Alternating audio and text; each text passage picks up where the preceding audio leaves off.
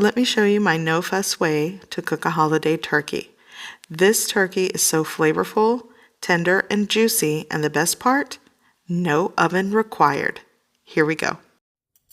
I'm going to start by creating a compound butter, and I'm using dry spices. So 1 stick of unsalted butter softened.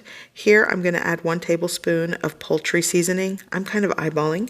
Here I'm going to add 2 teaspoons of paprika. I'm using this garlic and herb sea salt blend. It's sea salt, garlic, herbs, lemon pepper. It's so good. Here I'm adding onion powder. I'm eyeballing this, but you could use probably 2 teaspoons to a tablespoon of each. Here I'm going to add 2 teaspoons to a tablespoon of chicken bouillon powder, and you'll want to mash, combine, and mix well. There are so many ways to make compound butters, especially if you want to use fresh herbs, or season your turkey how you prefer. I'm going to shake in some dried thyme leaves. Again, fresh is best sometimes, so you can do that. And just give this a really good mix. And this is what I'm going to use to slather on the turkey and put under the skin. Today I'm working with a completely thawed 12-pound turkey that I let set on the counter for about an hour to remove the chill. And I want to show you some information. So when you go to start prepping for your holiday dinner, you're going to need 2 to 3 days to thaw in the refrigerator a 12 to 15-pound turkey. Anything larger can take up to 6 days in the refrigerator.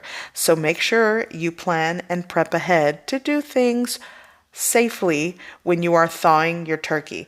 If you are pressed for time, you can thaw in cold water for 6 to 9 hours, changing the water regularly. Okay, so now I'm going to prep the turkey. I'm going to just create a space between the skin and the breast and just smear and push half of the stick of butter or the compound butter on top of the turkey breast. This will help to flavor the breast and keep it moist and tender as it cooks. By the way, my favorite way to make turkey is in an oven bag, but I know a lot of you just don't want to use oven bags, so this is another method if you want to free up oven space. Okay, preheat your roaster oven to 450 degrees, the hottest you can get it. And then this is the insert. This is the roaster oven like pan with the rack. And what I'm going to do is just place the turkey into the roaster pan with the rack, and then I'll finish seasoning and fixing the turkey. By the way, I'm using a butterball turkey, which is already pre-brined, and it already comes with the legs trussed in its own skin, so there's no plastic pieces.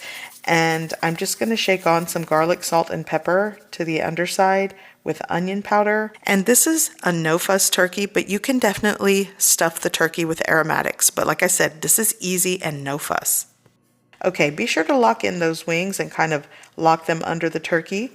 And that's that. So what I'm going to do now is just take the rest of the compound butter, slather it all over the surface area of the turkey as best as I can, and then go in with all my seasonings once again. So while I continue to season and slather butter, I want to say this for my beginner cooks and even people who have been making turkeys since the dawn of time. I think one of the key important things to do when making your holiday turkey or any type of meat is to make sure that it's completely thawed and remove the chill by setting it on the counter at room temperature for at least 45 minutes to an hour. So you want to make sure you take the time to completely thaw and remove the chill because it's going to give you a more even cook. So my husband's going to put this right into the roaster carefully because it was preheating, and cover with the lid. Let it cook for the first 15 minutes at 450 degrees Fahrenheit and then lower to 350 to cook the rest of the way. This was a 12-pound turkey. It took around 2 hours and 10 minutes of cook time. This is a chart, a roasting chart, to give you a gauge if you're cooking something larger. Also, you want to make sure the turkey cooks to 165 degrees Fahrenheit in the thickest center part of the turkey.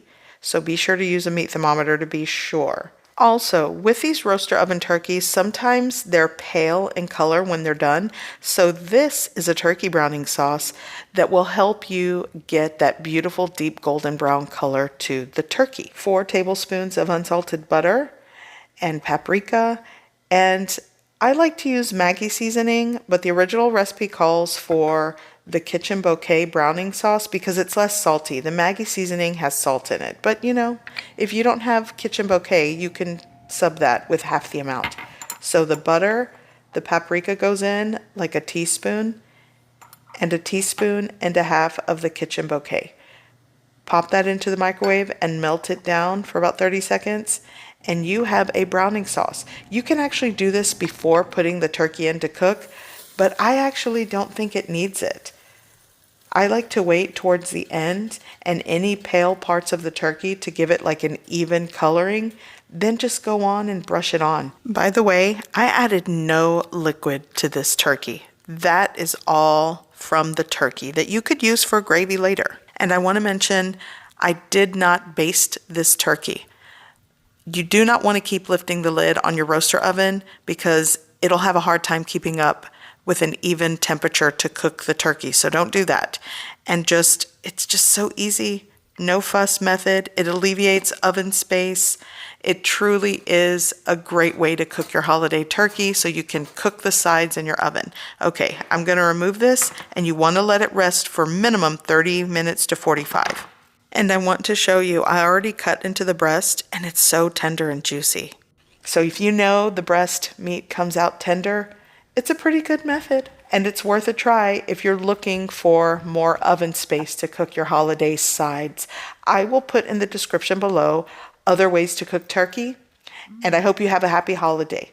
I hope you give this recipe a try. I hope you like it, and thanks for watching.